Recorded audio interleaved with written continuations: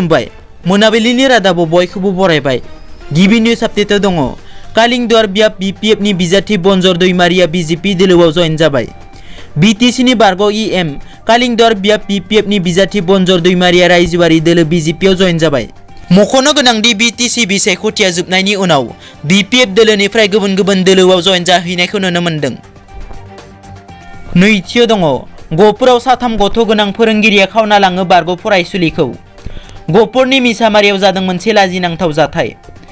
साथाम गथ' गोनां फोरोंगिरिया खावनानै लाङो गावनिनो बारग' 24 बोसोर बैसोनि फरायसुलिखौ। मिसामारिनि करुवा बस्तिनि हिन्जावा शुक्रबार खालि मिसामारि बाजारसिम थांनाय समावनो 54 बोसोर बैसोनि फोरोंगिरि बाबुलाल कुर्मिया बे लाजिनांथाव जाथायखौ खालामो।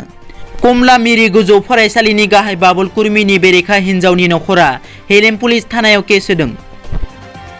थामथियाव दङ मिथाराम बसुमतारिया UPPL दोलोआव जयेन जाबाय। UPPL दोलोआ BTR आव सरकार दानायनि उनाव धोनस्री बियाब AIUDF नि बिजाथि मिथाराम बसुमतारिया दिनै BTR नि गाहाय खुंगिरि प्रमद बर' आरो BTR नि लेङाइ गाहाय मावफुंगिरि गोविंद बसुमतारिनि नुजाथिनायाव UPPL दोलोआव जयेन जायो। बिथांजों लोगोसे बिथांनि माखासे सोद्रोमाफोराबो UPPL दोलोआव जयेन जायो। मख'नो गोनांदि BTC बिसायख'थिया जोबनायनि उनाव थांनाय माखासे साननिफ्रायनो गुबुन मोनसे दोलोनिफ्राय गुबुन मोनसे दोलोआव जयेन जानायखौ नुनो मोनदों। ब्रैथियाव दङ BKWAC नि बिलआ पास जाबाय। थांनायनि 18 डिसेम्बरनिफ्राय जागायनाय सानथामनि हाबाफारिजों आसाम आयेन आफादनि गोजां बोथोरनि जथुम्माया दिनै जोबथा सान।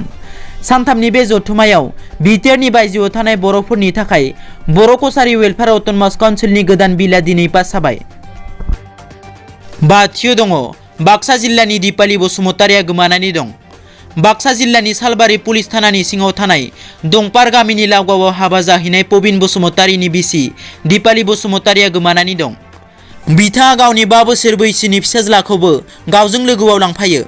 सोरबाफोर बहाबाफोर नुसनबायदोंब्ला 8638085351 नाम्बाराव खौरां हरनो फिसाय प्रबिन बसुमतारिया खावलायहरदों। दिनैनि रादाबा एसेनोसै। नोंथांमोना जुदि आंनि चेनेलखौ दासिमबो साबस्क्राइब खालामाखै अन्नानै साबस्क्राइब खालाम। गोजोन्थों।